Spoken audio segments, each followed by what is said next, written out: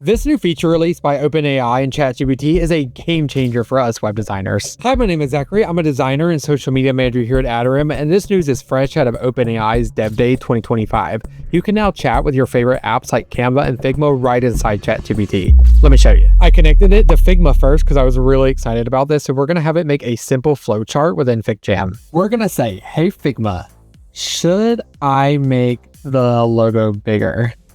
Make a flowchart in FigJam.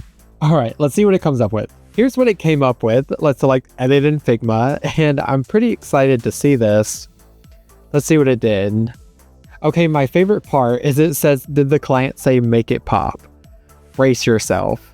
Do they know what contrast is? And then at the end it says, you did your best. So yeah, this is great. ChatGPT and Figma did a great job with what I wanted. We're going to try it with Canva next. I'm going to give it a prompt for some brand guidelines and we're going to see what it does. Let's connect it to Canva and I'm going to paste in my prompt for the brand guidelines, which is also very detailed. And let's see what happens. Yeah, look at this. There's quite a few options here. I think this one's a little more in line with what I'm looking for. And upon looking at it, it did a very good job. It included everything I asked. I don't think I'm too crazy about some of the imagery, but that's okay because we can open it up in Canva and change stuff ourselves. This works with other apps as well, like Booking.com, Zillow, Spotify. Like you can see here, I'm using Spotify to curate a birthday playlist for me.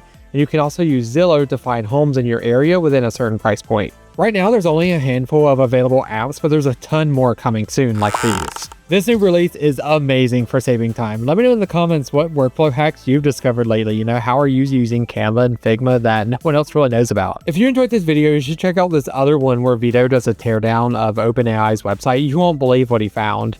My name is Atarim, and I'll catch you in the next one.